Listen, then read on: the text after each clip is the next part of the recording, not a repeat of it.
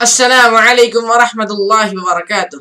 My brothers and sisters, in this video I am going to continue to explain the biography of Prophet Muhammad sallallahu alaihi wasallam, where I will talk about the Quraish pressure Abu Talib and the Quraish confront Abu Talib a second time.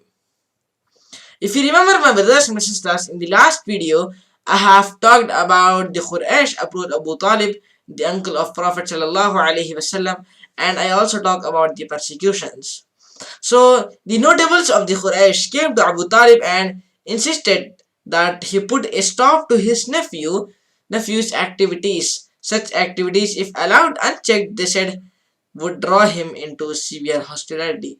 Abu Talib was deeply distressed at this open threat of his people and their enmity, but he could not afford to desert the Messenger sallallahu alaihi wasallam do. He sent for his nephew and told him what the people had said, adding, "Spare me and yourself, and put not a burden on me that I can't bear." Upon this, the Prophet sallallahu alaihi wasallam thought that his uncles would let him down and would no longer support him. So he replied, my uncle, by Allah, if they put the sun in my right hand and the moon in my left, on condition that I abandon this course, I would not abandon it until Allah has made me victorious or I perish therein. The Prophet ﷺ got up, and as he turned away, his uncles called him and said, "Come back, my nephew." And when he came back, he said, "Go and pass what you please, for by Allah, I will never forsake you." He then recited two lines of verse with the significant meanings of the full support to the Prophet ﷺ and absolute gratification by the course that his nephew had carried out in Arabia. The Quraysh confront Abu Talib a second time up to this point.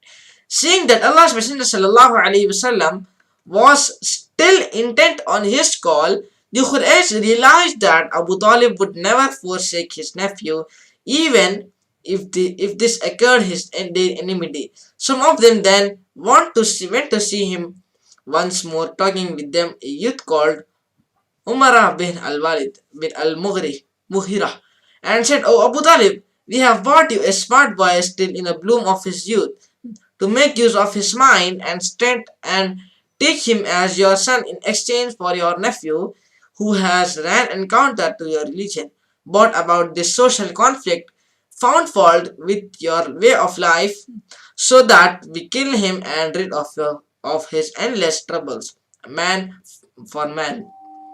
Abu Talib's reply was, "This is really unfair bargain. You give me your son to bring him, and I give you my son to kill him. By Allah, it is something incredible." Al-Muthim bin al-Adi, a member of the delegation, interrupted, saying that Quraysh had been fair in the bargain because they meant only to rid you of a source of hateful trouble, but as I see, you are determined to refuse their favors. Abu Talib, of course, turned down all their offers and challenged them. Do whatever they pleased. Historical sources do not give the exact date of those two meetings with the Abu Talib. However, they seem more likely to have taken place in the 6th year of prophethood, with a brief lapse of time in between. So my brothers and my sisters, this is all for this video, and Jazakallah Qairah for watching this video, and I seek forgiveness from Allah if I have done any mistakes while explaining the biography of Prophet Muhammad sallallahu alaihi wasallam.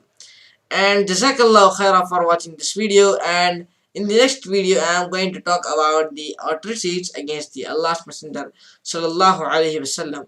So Jazakallah Khairah for watching this video, and I will see you in the next video.